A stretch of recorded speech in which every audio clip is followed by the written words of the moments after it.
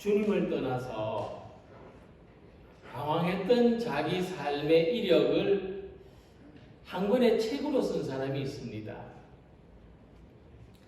고백록이라는 제목으로 책을 쓴 아우구스티누스이며 영어 발음으로는 어거스틴이라 부릅니다.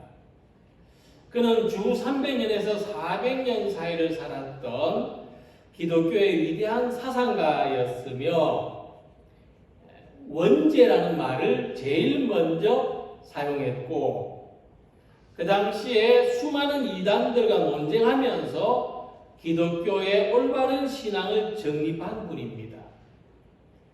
드물게도 개신교회와 가톨릭교회에서 공히 존경하는 성인입니다. 세상에 많은 위대한 인물들이 남긴 자서전, 회고록 이런 책들이 있지만 어거스틴의 고백록만큼 인간이라는 존재에 대한 깊은 성찰과 또 신앙적인 사상이 담긴 책은 그 전에도 없었고 그 이후에도 없다고 생각합니다. 우리가 연인들 사이에서도 사랑한다는 말을 맨 처음 꺼내는 것도 사랑을 고백한다고 말하는데 고백한다는 것은 자기 생각이나 감정을 솔직하게 표현하는 것을 말합니다. 그래서 자기가 믿는 신앙에 대한 고백은 신앙생활을 하는데 필수적인 요소라고 할 만큼 대단히 중요합니다.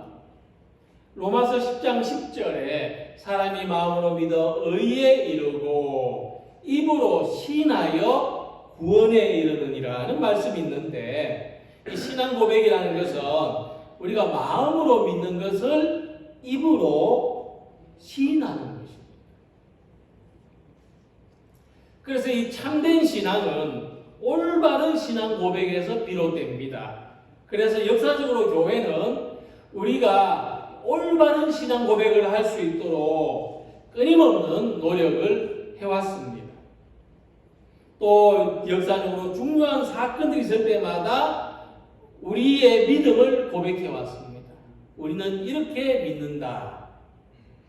그리고 사도들이 전해준 보편적이고 정통적인 신앙 고백을 오늘도 고백하고 있습니다. 이것은 2000년 전에 있었던 믿음을 단순히 반복하는 것이 아니라 암기하는 것이 아니라 우리 믿음의 선배들이 전해준 신앙의 모범을 오늘 우리의 입으로 새롭게 고백하는 의미가 있는 것입니다. 오늘 우리가 함께 읽은 말씀에는 교회 역사에서 가장 오래되고 가장 최초의 신앙 고백이 있습니다. 주는 그리스도시요 살아계신 하나님의 아들이시니이다 하는 이 위대한 신앙 고백은 예수님의 수제자 베드로가 하신 말씀입니다. 이 갈릴리 호수에서 물고기를 잡고 살았던 베드로가 예수님의 수제자라는 자격을 얻고 초대교회를 대표하는 인물이 된 것은 누구보다도 위대한 신앙 고백을 가진 사람이었기 때문입니다. 이 사실이 오늘 사는 우리들에게 주는 교훈은 위대한 믿음의 사람 뒤에는 위대한 신앙 고백이 있었다는 것입니다. 그래서 우리들도 이 신앙 고백으로 세례를 받고 이 신앙 고백 위에 교회로 모이고 있는 것입니다. 오늘 예수님의 제자 베드로가 고백한 가장 위대한 신앙 고백을 통해서 우리들이 예수님을 어떤 분으로 믿고 예수님을 믿는 사람으로 어떻게 살아가야 할 것인가를 생각해 보는데 대단히 중요한 의미가 있습니다. 본문으로 들어가서 함께 읽은 말씀을 보면 예수님과 제자들이 빌립보 가이사랴 지방을 방문했을 때 일입니다. 이것은 당시에 신도시였습니다. 그들은 도시를 새롭게 건설하고 이 도시의 이름을 당시 유다의 분봉왕이었던 헤롯 빌립과 그리고 로마 황제 티베리우스의 이름으로 이 도시를 빌립보 가이사랴하고 불렀습니다. 가이사랴는 로마 황제의 땅이라는 뜻입니다.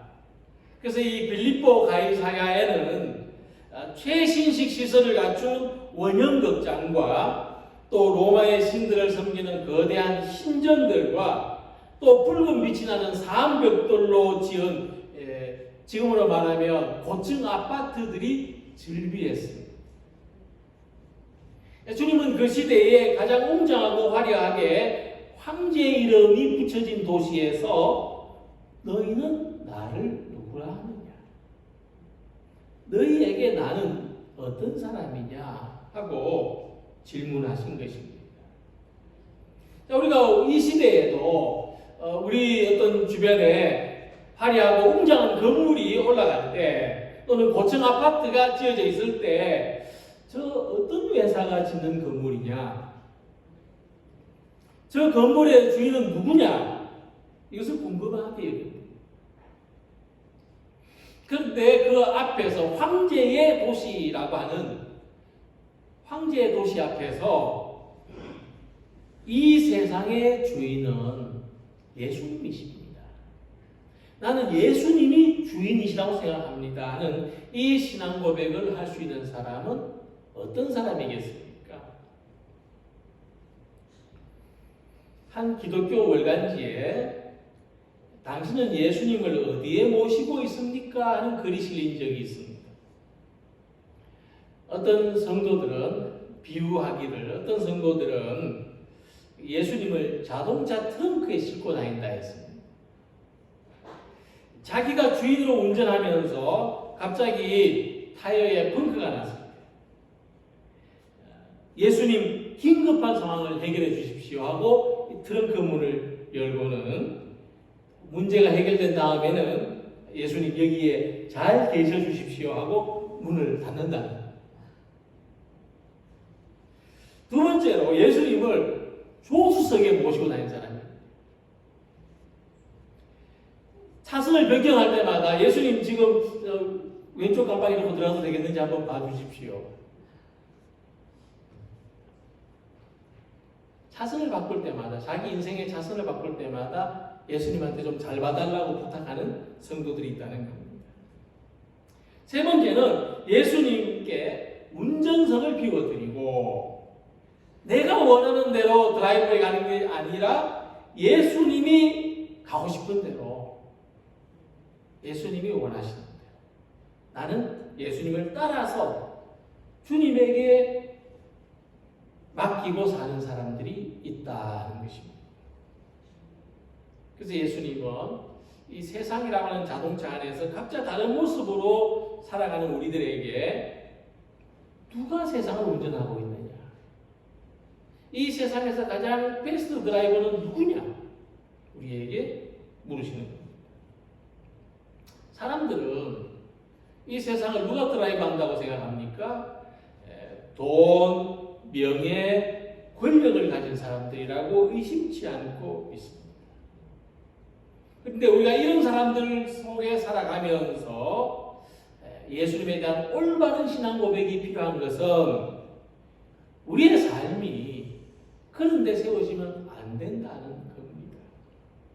우리의 삶이 올바른 터전 위에 세워져 있어야 한다. 이 세상의 주인은 예수님이시고 지금도 예수님이 우리 삶을 운전하고 계십니다 하고 대답한 것이 베드로의 위대한 신앙 고백입니다. 내가 세상의 주인이며 내가 내 인생의 주인이라고 생각하며 사는 사람들은 어떤 터전에 집을 짓습니까? 화려하고 웅장한 건물을 터전으로 삼습니다. 그 안에 있을 때 가장 안전하다고 생각합니다. 그러나 우리는 예수님을 세상의 주인으로 우리 삶의 주인으로 고백하는 믿음 위에 터전을 세워야 합니다. 예수님을 주인으로 믿는 믿음 안에 있을 때 우리 삶이 안전하다고 확신하며 살아가야 합니다. 사람의 욕망 위에 세워진 집은 시련이나 고난이 다가올 때 힘없이 무너집니다. 정말 너무나 의없이 넘어집니다. 그러나 이 신앙 고백 위에 집을 세운다면 어떤 시련과 고난이 다가와도 무너지지 않는다. 베드로와 같이 위대한 신앙의 고백을 가지고 사는 사람은 주님을 기쁘시게 합니다. 예수께서 대답하여 이르시되 바요나 시몬아 내가 복이 있도다. 자, 주님을 기쁘시게 하는 삶은 복 있는 삶입니다. 우리 인생의 참된 목표이기도 합니다. 복된 삶은 어떤 삶이냐? 주님이 세상의 주인이신 것을 고백하는 사람의 인생입니다. 내게는 크고 화려한 집이 없어도, 내게는 세상에서 자랑할 것이 없어도 나는 이 세상의 진정한 주인이신 주님을 믿고 주님을 사랑하고 주님을 자랑합니다. 예수님을 나의 주님, 나의 구세주로 믿습니다 하는 이 복된 고백 위에 자기 삶을 세워나가는 우리 모두가 되시기를 소망합니다. 오늘도 주님께서는 우리 눈앞에 펼쳐져 있는 화려하고 웅장한 건물 앞에서 우리가 부러워하는 세상에서 잘되고 성공한 것처럼 보이는 사람들 앞에서 우리에게 물으십니다. 누가 너희의 주인이냐? 누가 너희의 삶을 다스리고 있느냐? 이 질문 앞에서 예수님은 나의 주님, 나의 모든 것입니다 하고 대답하는 이 위대한 신앙 고백의 주인공들이 되시기를 소망합니다. 우리 본문의 말씀을 보면 사람들마다 예수님에 대한 생각이 다 달랐다는 것을 알 수가 있습니다. 여러 사람들이 있었는데 그 가운데는 예수님을 세례요한, 죽은 세례요한이 다시 살아났다는 사람도 있었습니다. 그건 예수님을 막연하게 알고 있던 사람들이라고 할 수가 있겠습니다. 또 예수님을 엘리야나 선지자 가운데 하나라고 말하는 사람들도 있었습니다. 그들은 위대한 엘리야, 그런 위대한 선지자가 이 시대에도 다시 나타나기를 기대하는 사람들이었습니다. 그러나 주님의 관심은 우리를 향해 있습니다. 그러면 너는 나를 누구라 생각하느냐? 주님은 오늘도 교회 바깥에 있는 사람들이 그분을 어떻게 부르고 어떻게 믿는지에 대해서 보다도 교회 안에 있는 우리들이 예수님을 어떻게 부르고 어떻게 믿는지에 대해서 관심이 있으십니다. 그리고 이 질문의 대상은 우리 한 사람 한 사람, 우리 단체가 아니고 한 사람 한 사람에게 관심이 있으십니다. 너한테 나는 어떤 사람이냐? 그래서 주님은 제자들에게 너희는 나를 누구라 생각하느냐? 이르시되 너희는 나를 누구라 하느냐? 하고 물으십니다. 자, 그때 베드로는 예수님을 가리켜서 주는 이라고 불렀습니다. 주는. 성경에 보면은 설명이 있습니다. 작은 번호가 있고 이 번호를 찾아서 밑에 보면 헬라어로 당신은 이라는 뜻입니다. 그러니까 영어 성경에도 보면은 이 부분을 you라는 단어로 번역했습니다. you라는 단어는 너, 당신입니다. 일반적으로 우리가 주님 할 때 로드라고 하는데 로드라고 하는 단어는 다르죠. 다른 뜻입니다. 자, 예수님 베드로에게 너는 나를 누구라 생각하느냐고 질문하셨습니다. 이때까지만 해도 베드로에게 예수님은 당신은 이었습니다. 당신은. 자, 우리가 당신은 이라고 부르는 관계를 생각해 보면 가까운 친구도 당신은입니다. 가까운 친구도 당신은. 근데 길 가다가 그냥 만난 사람도 당신이 됩니다. 나 외의 모든 사람들이 우리가 당신, 유라고 부르는 대상입니다. 자, 이것은 무엇을 이야기해 주느냐 하면 베드로가 예수님을 선생님으로 따르기는 했지만 어디까지나 나와 당신이라는 상대적인 관계로 예수님을 생각하고 있었다는 것을 말해줍니다. 자, 근데 예수님께서 너와 나의 관계가 어떻게 되느냐 하고 물으실 때 대답이 달라진 거예요.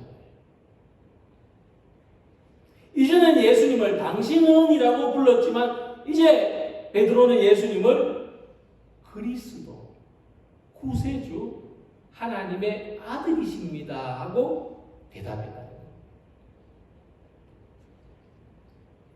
통계적으로 아주 친밀한 부부들 사이에는 서로를 특별하게 부르는 호칭이 있다고 합니다.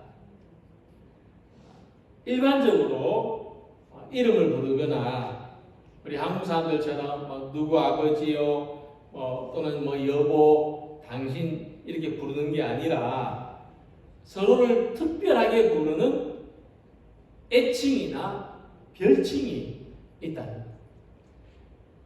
혹시 우리 가운데 그런 분이 계실지 모르겠습니다. 미국 사람들은 자기 남편이나 아내를 애칭으로 부를 때 허니, 다리 이렇게 달달하게 부르는 이름도 있지만 오늘 우리가 어떤 특별한 이름으로 서로를 부르면 좋을지 생각해 보면 좋을 것 같습니다. 베드로가 예수님을 부를 때 이전과 같이 부르지 않았다는 겁니다. 다르게 말하면 정말 애칭으로, 별칭으로 예수님을 불렀다는 거죠. 이 당신은이라는 말은 보통 명사입니다. 그냥 누구한테나 쓸 수 있는, 보통 쓸 수 있는 말입니다. 명칭입니다. 그런데 그리스도라는 명칭은 하나님의 아들이라고 하는 것은 특별한 이름입니다. 특별한 명칭입니다. 그래서 이 고백에는 베드로와 예수님 사이에서 일어난 놀라운 관계 변화가 숨어 있다는 겁니다. 즉 우리가 예수님에 대한 신앙 고백을 어떻게 하냐에 따라서 우리와 예수님의 관계가 특별한 관계 속에 들어갈 수 있는 겁니다. 일반적인 관계가 절대적인 관계로, 특별한 관계, 상대적인 관계가 절대적인 관계, 사람과의 관계가 하나님과의 관계로 변화된 것을 보여주고 있습니다. 그런데 이 변화가 베드로한테만 생긴 게 아닙니다.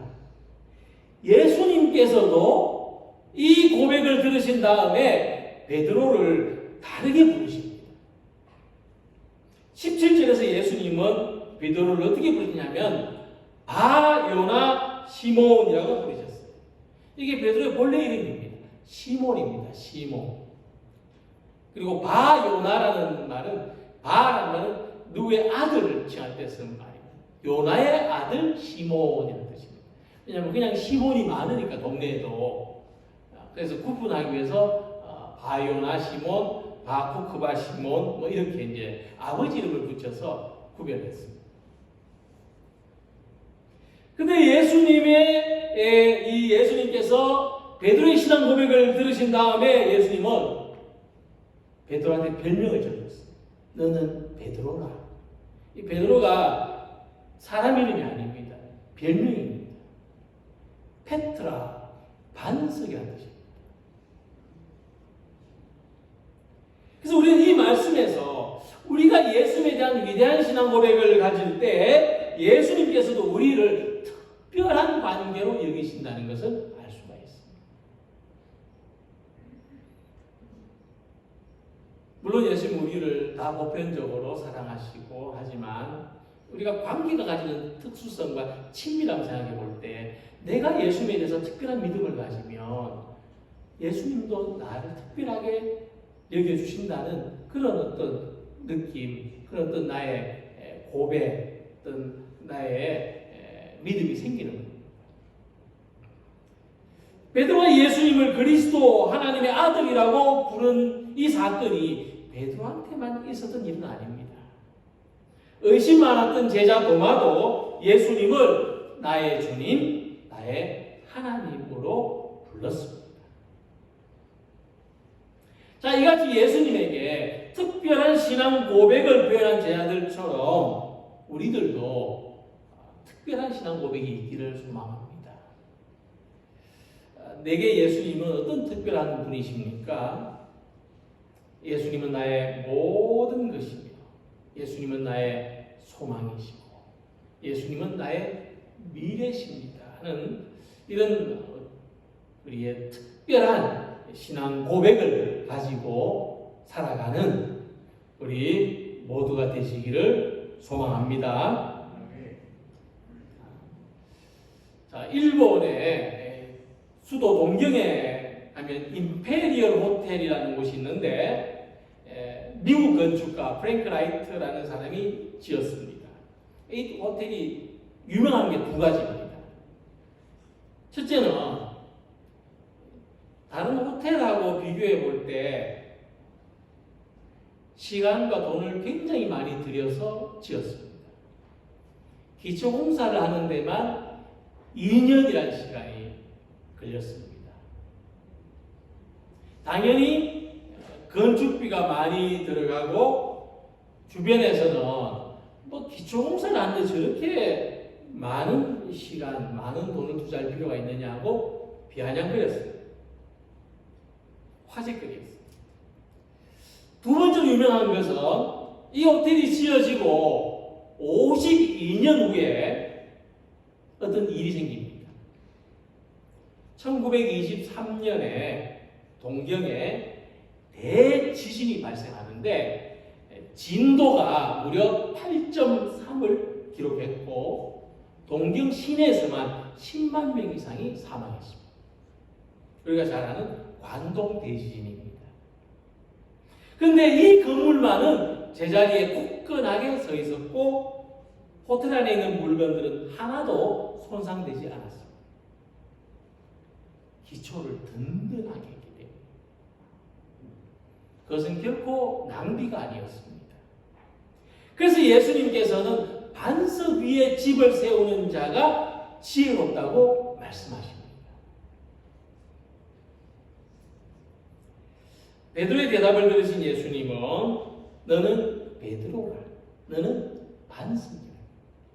내가 이 반석 위에 내 교회를 세우리니 음부의 권세가 이기지 못하리라 하고 말씀하셨습니다. 예수님께서 베드로를 시몬을 반석이라고 부르신 것은 그의 신앙 고백이 견고한 반석과 같았기 때문입니다.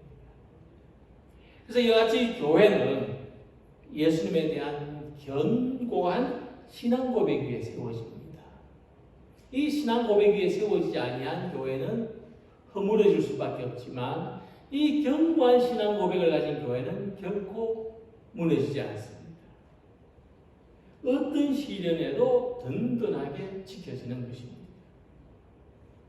그런데 이 교회는 우리 믿는 각 사람을 가리킵니다. 우리가 이 견고한 믿음 위에 우리의 삶을 세울 때 우리는 8.3이 아니라 그 이상의 흔들림이 있어도 무너지지 않는 것입니다. 예수님께서 이 반석 위에 세워진 교회에는 특별한 것이 있다고 말씀하십니다. 음부의 권세, 곧 죽음의 권세가 이기지 못하리라는 말씀과 천국 열쇠를 주겠다 하는 말씀입니다.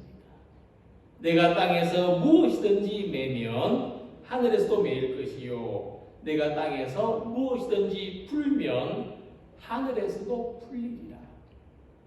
우리 각 사람 예수님을 믿는 예수님을 신앙 고백하는 우리 각 사람이 이와 같은 능력을 가지고 있습니다.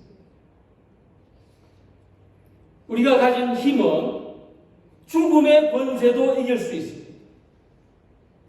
또 모든 것을 열거나 닫을 수도 있는 능력이 있습니다. 땅에서 매면 하늘에서도 매이고 땅에서 불면 하늘에서도 풀린다고 했습니다. 우리 삶에서 일어나는 모든 일들에 대해서 내가 받아들일 수도 있고 거부할 수도 있습니다. 주어진 운명을 팔자라고 여기지 않고 바꾸어 나갈 수 있는 그 힘이 우리들에게 있는 것입니다.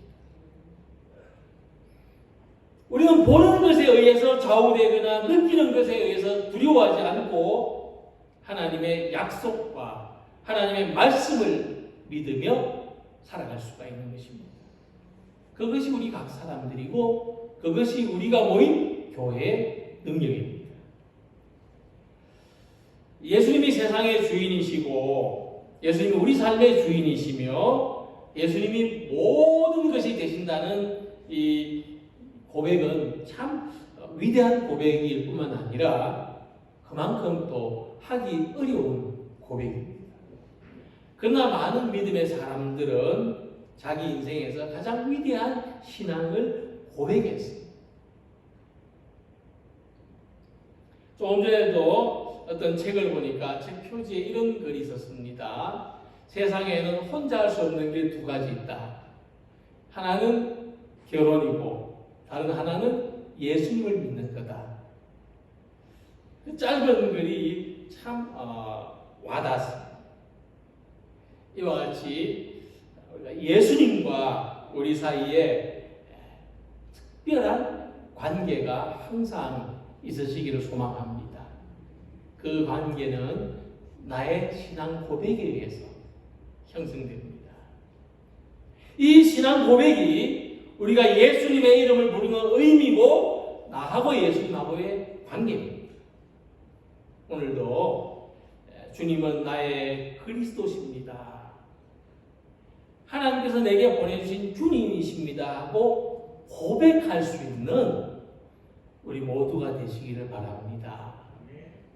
어려움 속에서도 시련과 고난 속에서도 삶이 막막한 가운데서도 두려움 가운데서도 주님이 나의 모든 것입니다 하고 고백할 수 있는 삶이 되시길 바랍니다. 이 신앙 고백으로 말미암아 주님이 얼마나 기뻐하실까 또 얼마나 복되게 하실까 이것을 우리 삶의 가장 큰 축복으로 살아가는 모든 성도들이 되시기를 주님의 이름으로 기원합니다. 기도드리겠습니다.